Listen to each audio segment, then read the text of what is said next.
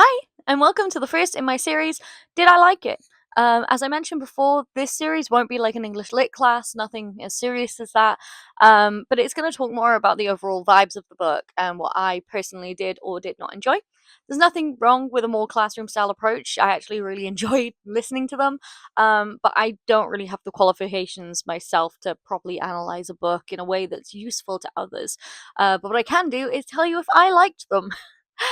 So today we are going to be looking at a 2024 novel, A Dark and Drowning Tide by Alison Saft. If you've already watched my TikTok, then there might be a little repetition, sorry, but I will try and keep it brief. Another point of note is that this video will contain spoilers. So if you want the non-spoiler version, I'd suggest watching my TikTok or the YouTube short on this book and then saving this video and reviewing it later to see whether you agree. One more quick note before we begin is that at the start of each of these reviews, I will list out the trigger warnings which have been associated with the book. Currently, I'm using a website called triggerwarningdatabase.com, which I will link in the description below. I recommend if you ever just sort of want to check out a book before giving it a read. It's useful information to have. Um, for this book specifically, the trigger warnings are anti Semitism discussed, alcohol consumption, drugging, blood, gore, and injury depiction, including dead body and emesis, strangulation, drowning, and fire. So if you are uncomfortable with any of those topics, that's okay. Everyone's got their own thing. This just might not be the book for you. So you're welcome to dip out now and come back for a different book, and I'll see you at some point. But with that preamble and the warnings done, let's get to the actual book. The story follows Lorelei Caskel, a Juventish folklorist, and Sylvia von Wolf, a ducal heir and naturalist, in their pursuit of a spring which is said to be the source of all magic in this world. The pair had been chosen by their professor, Ziegler, to join the expedition, which is being funded and run for the King of Brunestad, Wilhelm, who proclaims that the exhibition is to fulfill his father's dream. The dream here really is to have a grasp of all of the world's magic in order to keep the kingdoms united, with the power to defeat anyone who would try and break free of that unification. Joining them on the expedition are more of Wilhelm's friends. We've got Hake, who is an astronomer and a navigator, Adelaide, who is a thaumatologist, Johann, who is a medic, and Ludwig, who is a botanist.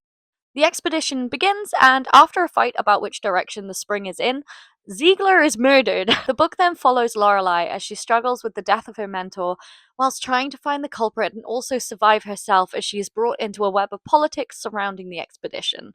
Um, that's all for me on the script, and now I'm going to move over to my notepad. So I hope you're ready, because this bit is unscripted, and God knows what's going to happen here. I've broken it down into 4 sections. I've got what I enjoyed, what I disliked, what I found interesting, and then a comparison and an end rating. So, what I enjoyed. I really liked the world when they were actually on the expedition. I thought any sort of town setting in the beginning, fine.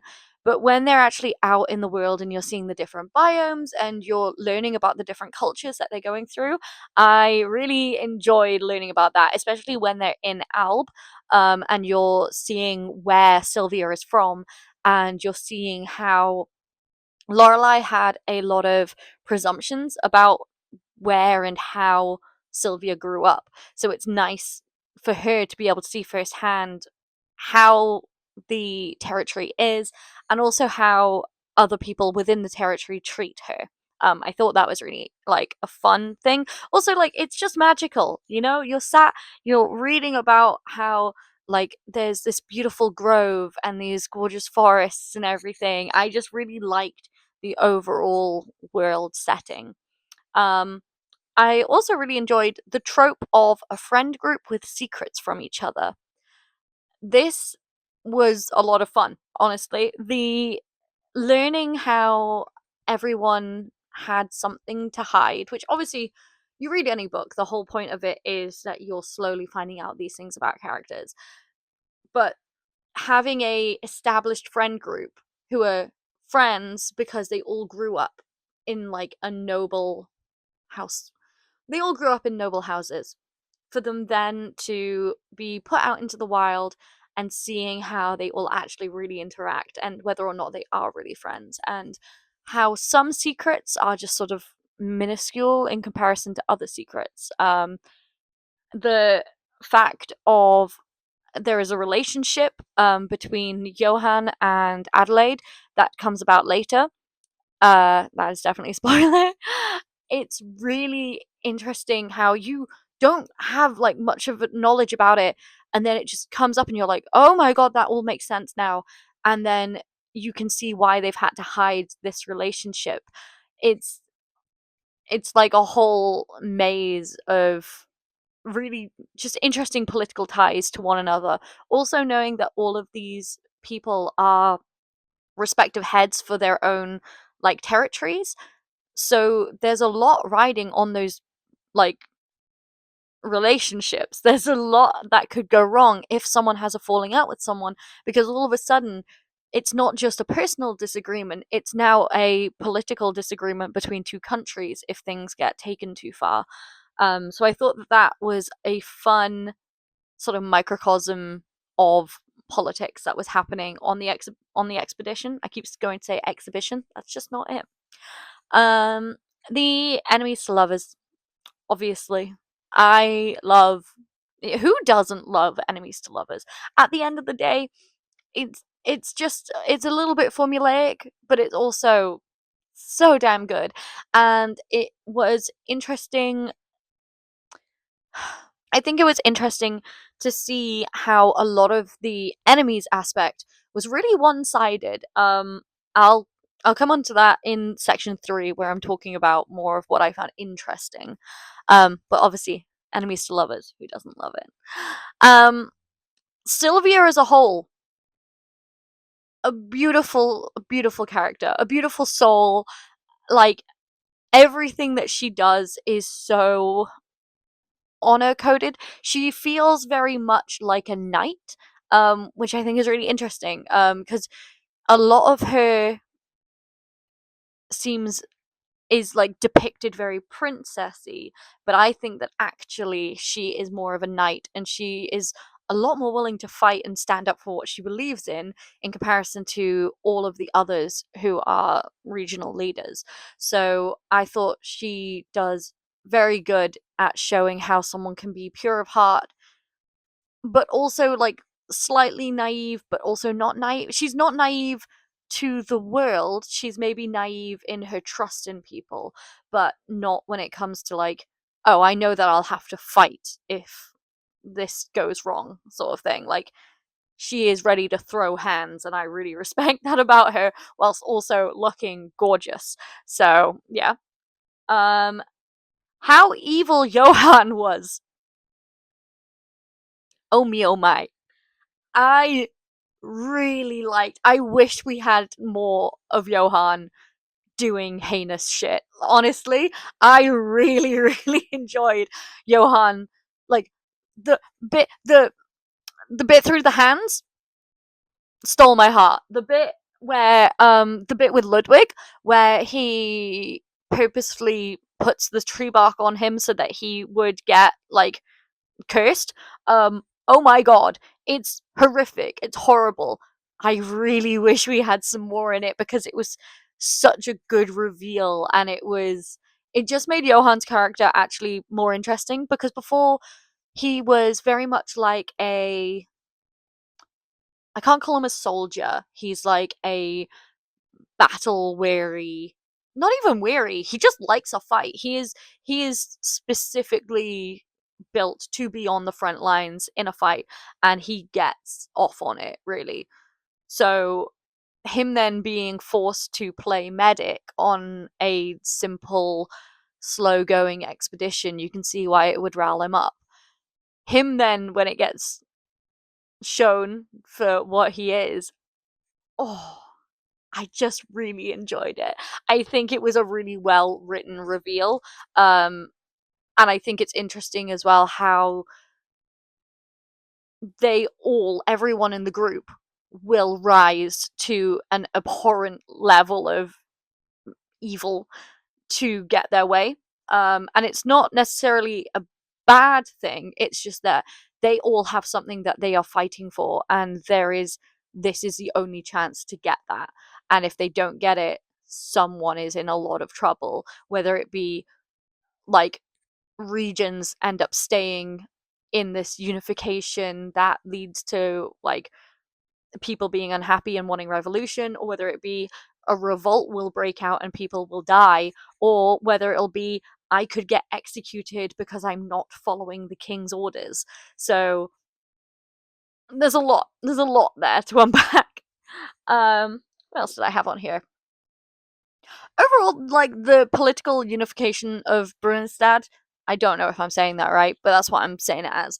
Um, it's interesting how it is a very fresh unification, and you're sort of seeing. So it was Wilhelm's father was the king who led the initial unification efforts and started all of the fights, and then Wilhelm is trying to keep them all together because it wasn't a popular decision. It was literally, war and colonizing people.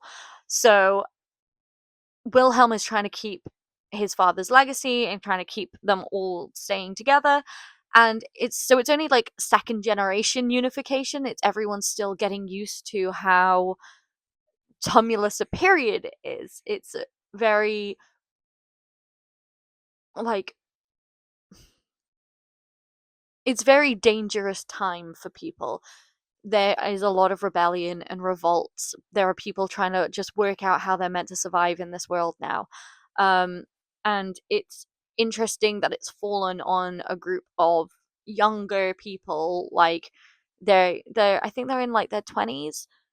So it's interesting how you see all of these very young, noble people having to navigate these challenges. Um, and then my final point of what I really did enjoy, no gay panic. There was no like kind of homophobia in the world, really, from what I can remember. It was sort of like, oh shit, I like this girl. Fine. No issue of like, no, but I'd be gay. Because I kind of get fed up with that in a lot of LGBTQ plus fiction of you're in a fantasy realm. Why are you putting homophobia into your books? And if you are, then I kind of need it to have a little bit more substance, because if it's just I've made up a beautiful fantasy world where mermaids and dragons and everything exist, but people still don't like same-sex marriage, I'm like, cool, you've kind of lost me here. um I think there is a bit where uh Lorelai mentions that Sylvia should be getting married to someone so that they can carry on the bloodline. And you're like, okay, I can understand in that aspect of like procreation if you're going down to it literally science ways, but it's only very loosely mentioned. It's nothing like abhorrent.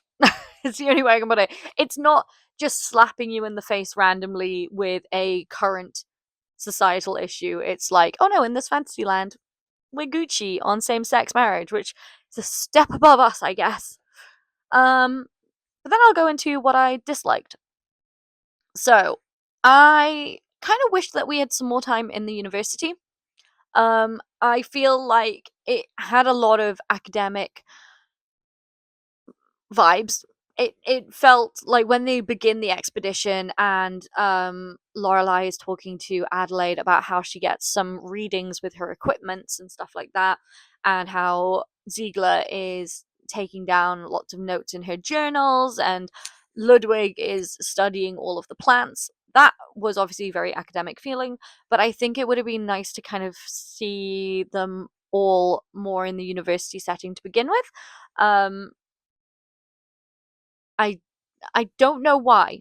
I just feel like to me it would have felt a stronger sense of, oh, these are like Lorelai and Sylvia are both really fresh. They've not even graduated uni yet, so it's like they're they've not had the world experience that the others have had. Um, I just think it would have been a little bit nicer to have that on there. That's my thought on that. Um, I also disliked that Lorelai kept doing the, oh, now that I know more about Sylvia, she's so, like, she's too good for me, so I'm gonna be cold to her and, like, just mean trope. Yeah, it just kind of winds me up when people do that because you're like, you just love them. Just get over it. Just fucking like them already. I don't like the kind of self-pitying aspect that kind of comes with those tropes. Um, I think it's I think I find it really hard to relate to it. So it makes it not an enjoyable trope for me personally to read. So if you're the same, there's a bit of a heads up. Uh Hike being a total bitch with not much to redeem her until the end. I love a gold digger. I love a girl who's out there for the money. I love the kind of like noble, like like I don't know why, love them. But for some reason, I think like it felt like Hake couldn't deliver much until the end of the book. Um, she just felt like she was there as a point of aggression towards Lorelai rather than actually serving any purpose on the expedition itself. Like I know she was the one who was like, "Oh, we should head in this direction to find the spring," and so that sort of caused the initial argument that led into the death of Ziegler. But I felt like she was just very antagonistic for otherwise not having much input into the story. That's my take on it. And then what was the last one I'd put? Always being reminded about how white Sylvia's hair was. I get it. I understand. The whole point of it, she is signaling that it's purity. It's, oh, I as a basically Jewish person of color can't possibly deserve this beautiful shining white princess. Um I get where it's coming from. I get that a lot of this book discusses anti-Semitism and how it impacts someone, like their personal values and also their beliefs in themselves. I do get it. But oh my god, it kind of like every single time was mentioning how her hair was. And you're like, I know, at this point I know she's got white hair. I know. Um maybe that's just a little pet peeve of mine. Maybe others didn't find it as annoying as I did, but it was just sort of one of those things where like you knew it was coming every line. You're like, oh, for God, okay, yes. It felt like a little bit of a space waster. It felt like a lot of repetition, I think. And there was quite a few aspects of that within the book. Of a lot of the time, people the same discussions happened quite frequently, and I'm sure it was just trying to reiterate the point, but I kind of got the point. I didn't need it reiterated in the first place. Um, but maybe that's me being a little bit too harsh on it.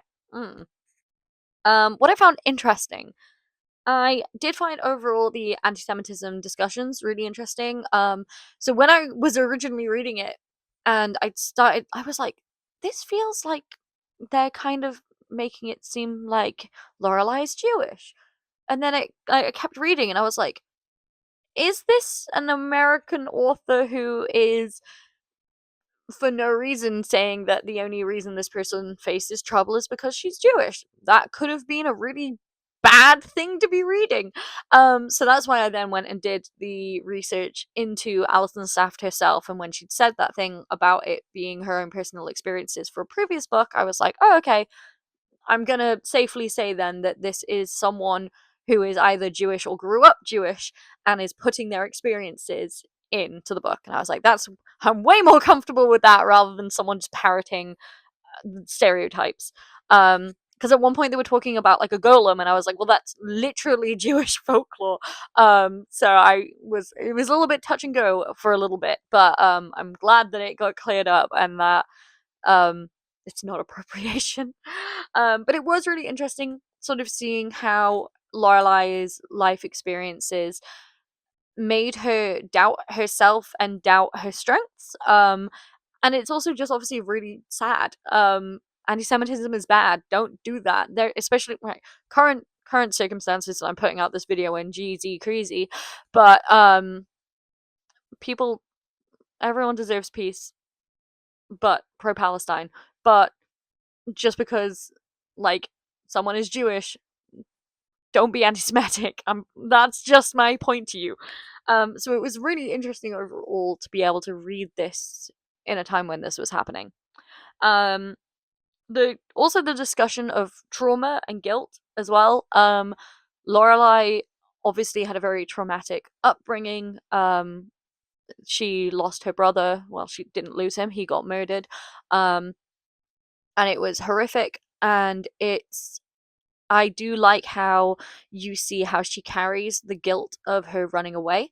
Um, I think obviously it's unfounded. I'm glad that in the end she realizes that she deserves to instead carry on moving on with her life, and that's what he would have wanted for her. Um, but I did really like the depictions of how the trauma was affecting Lorelai. I thought it was really interesting, and I thought it was done really well. Um, I also found interesting how one-sided the rivalry between Sylvia and Lorelai actually is. When you originally, like when you start reading, you think, "Oh God, this last they must be like proper heated rivals. They must have always like yelled at each other in classes because they fundamentally disagree with each other, and oh, Sylvia's obviously really annoying, and she's getting Lorelai into trouble." And then the further on through the story you get, you're realizing it's just because Lorelai has put Sylvia on a pedestal and because she's assumed a lot of things about Sylvia. It's not that they are different, really. Like, well, they are different, but they're not inherently opposite from each other. They both have very strong beliefs. They both care about like people within their immediate circle. They will do what it takes to achieve a goal.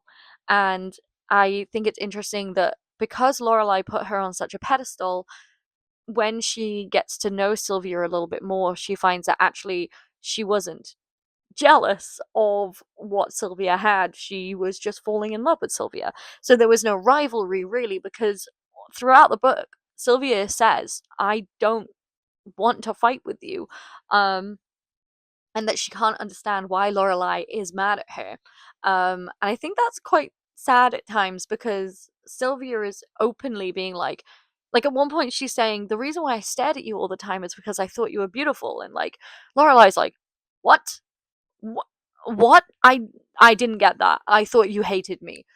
And that was like a really cute humanizing moment for Lorelai, because a lot of the times Lorelai acts very standoffish and instantly assumes the worst, whereas Sylvia, being this beacon of light and pure white hair, um, is there to sort of be like showing the good of humanity and stuff like that. So I thought that was interesting. Um, a comparison that I will make for the whole book: if you do like this book after reading it, and if you like the dynamic of the friend group on the expedition, play Fire Emblem Three Houses. I'm telling you, Black Eagles and the Blue Lions house plots are that whole dynamic. It's really, really interesting how many similarities I sort of drew between that game and this book. So if you like the book, I would recommend it. It's on Switch. No partnership here. I bloody love the game, and I thought it was really interesting how there were so many similarities. But yeah, I guess to end this all off, my overall ratings for the book: plot 4. I did think I had a good plot. I think it took a little while to get there at times, and I think there was a lot of repetition, but it was good. 3 for the writing. There were some sentences that were a little bit clumsy in the writing, but I would not say that the writing in this book was bad by any stance. I just think that some lines were either confusing or also repeating a lot of information that it didn't need. Um, Also, the way originally that they explained the relationships between the friend group, I found that quite confusing, and it took me like I had to go back and reread it when stuff was kicking off at the end, because I was like, wait a minute, what do you mean that like like Hake was into Sylvia, but then Adelaide, and I got a little bit confused when I like initially read it. Um, 4 for the characters. They really did grow on me. Originally, I was kind of like, but I don't know, man. Sylvia von Wolf, love her, and Adelaide, and oh, Johann when he comes out with the evil, good. And then also a 4-star for the romance, because like I said, the romance bits were